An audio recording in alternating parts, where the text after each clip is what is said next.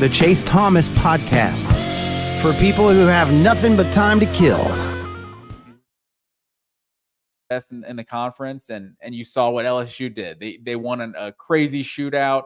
I think Georgia's going to get a few more stops than LSU. So, yeah, give me Georgia 38-17. I like it. Where are we going next, Matt Green? This is up to you. You want to go with your squad, or you want to go with Big Noon, or to start our Saturday?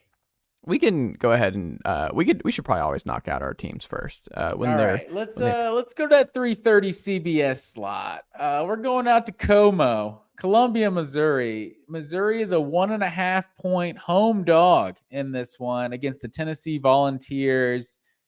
So if Georgia does lose to Ole Miss, to refresh the listeners, and Tennessee wins this Saturday at Missouri, the following week will decide the SEC East. So if Georgia wins, this won't have any impact on that. But this game could have SEC East implications.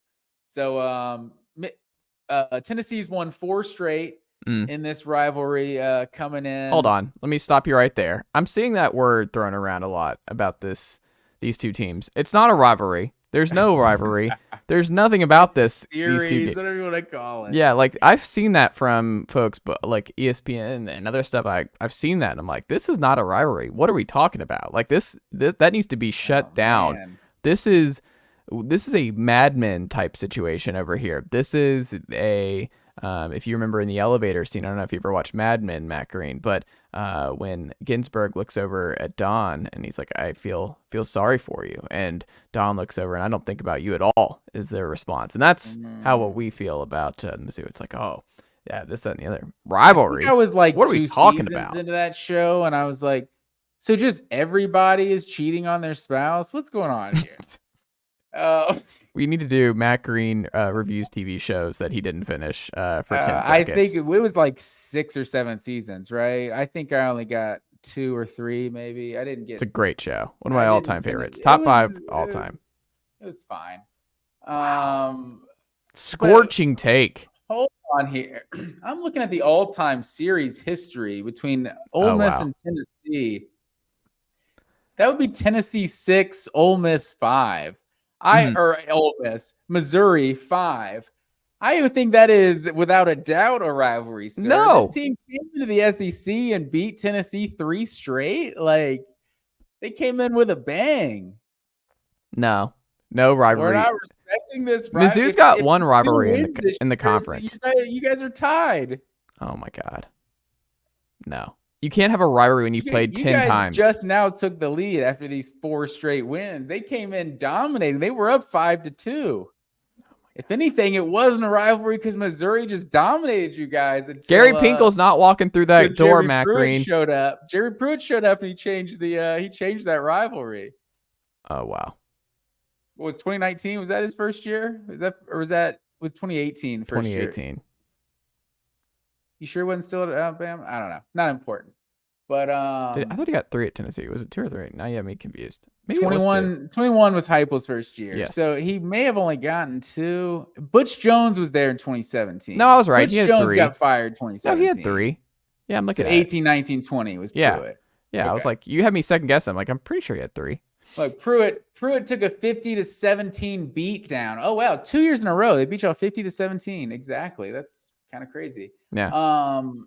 And then change that rivalry. Then now you guys won 4 straight. God. So you should thank Jeremy Pruitt for really turning things around in Knoxville. But wow.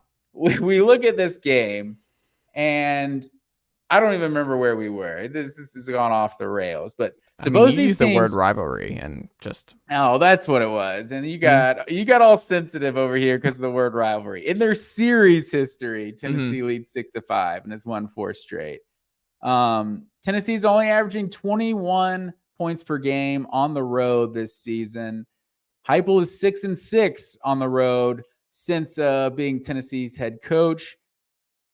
So far, both these teams blew out South Carolina at home, and then both of them beat Kentucky on the road. That's kind of the only similar opponents we have. They kind of beat. I would say both games versus Kentucky were close. The scoreboard scoreboard kind of looked closer in the Tennessee game than I think it kind of was, and I think the scoreboard kind of looked bigger versus Missouri than it kind of was. But anywho, so I think those are the only common opponents for these teams. I kind of went back and forth on this game because I feel like Tennessee is the better team, but I don't know that they're the better team. I think Luther Burden is questionable in this one. And going on the road, are you confident in Joe Milton and Tennessee on the road in this one? I was gonna let you get pick first, but because I already have mine ready to go, and I was curious to see where you went because it's your team, it's my team, and I have my own thoughts, and I don't want it to shape where you're gonna go here. Think it'll influence? Oh, I will tell you what's gonna happen.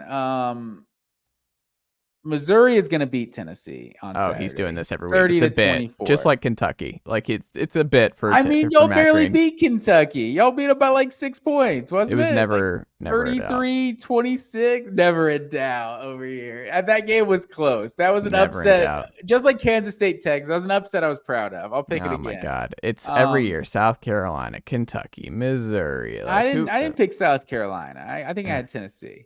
But I mean, that Kentucky game was close. What's your score here? 30-24. Missouri wins this game. Okay. So I don't have that as my final score. I'll go ahead and tell you. Vols have everything to play for right now. And part of what you feel really good about if you're a Tennessee fan at the moment, outside of everything School HQ and the kind of year you're looking at here in Knoxville, is that Joe Milton's playing the best football he's played at UT. He's completing nearly 80% of his passes the last few weeks. I was thinking about this today. One of the funny differences, because we saw Big Bryce Young, Nico Iamaleava, the Heisman favorite going into next year, really show out in the second half against UConn. And one of the things that was so interesting was how good he was outside of structure and stuff you just really can't teach and just is kind of natural. What's been different about Joe the last 3 weeks, though, and it was kind of jarring watching the two of them playing the same game, is that Joe has now mastered Heupel's offense in terms of being a complete robot. Like, Joe is 100% knowing exactly where to go. He's making that quick decision.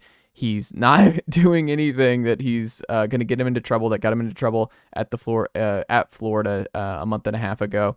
He's come a long way in terms of, like, he's an extremely efficient game manager now for Josh Heupel. He's not going to operate outside of structure. He's not turning the ball over. Tennessee is second in the conference in turnover rate. They're not going to turn the ball over a lot. That's just not their MO, and that helps a lot. The thing that I struggle with the most is Tennessee is still one of the worst teams in the red zone there. I think they're 113th in the country. This is just an offense that struggles this year once things get tight. But Jaylen Wright has an opening rushing touchdown the last 2 weeks. He's arguably the best running back in the conference this year. Dylan Sampson's really come on late. Tennessee is a run-first team, and Joe Milton has mastered being a game manager with that identity. And Tennessee has figured out that identity. Dante Thornton pushed outside with the Brew McCoy injury. He's a lot more comfortable out there than in the slot. I think Tennessee's offensive line's as healthy as it's been a little bit with John Campbell not having to play last week at left tackle spot. 3 defensive touchdowns. I don't know if you saw against UConn last week. So that was an interesting development for this group, is to start forcing turnovers, and we'll see if that carries over into this week. But Tennessee has also obliterated Eli Drinkwitz in the last 2 years that Josh Heupel's been there. I understand it's a passing offense, and it was mostly through the air last year, but this has not been a close series, but a close matchup between the two, and it's the same DC from what we saw a year ago. Tennessee is third in rushing yards per game in the country, fifth in rushing yards per carry, but they are 59th in passing yards per game and 51st in passing yards per attempt. So I don't think it would be that kind of situation, but I'm not really worried that Mizzou's going to win the battle in the trenches here. I think this is one where they're going to struggle, and I think Tennessee's going to get some sacks. I think Tennessee's going to have more success hitting the quarterback and hitting Brady Cook in this one. And I think what's most interesting, too, Joe Broback on Twitter had, in 5 of the last 7 meetings between Tennessee and Missouri, the winners scored 50-plus points. And the over-under, or the total points for this game, is 56.5, I want to say.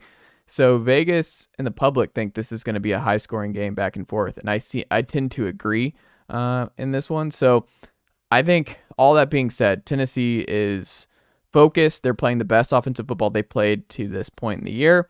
You have a date against Georgia the following week that may very well decide the East, depending on how Ole Miss goes. By the way, you're playing for 10 wins. You're playing to get back to where you were a year ago.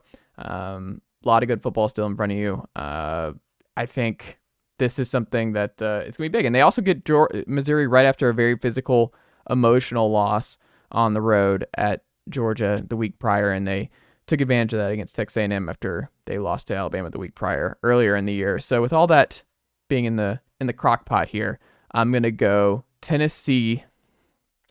I'm going to go Tennessee 48, Mizzou 42. Interesting. Okay. We shall see, sir. I think you might be sleeping on this Missouri offense. And this run defense looked pretty good a week ago against Georgia. I'd be more nervous as a night game. Columbia at night, as you know, it's a different animal, sir. It is. We are past daylight savings, or did daylight savings end, or did it just start? I don't know. I get confused, but we all know it gets dark at like 5 o'clock now. So second half of this game, it'll be a night game. Como will be rocking. You don't worry about that. I think the potential letdown also, A&M was going at Tennessee.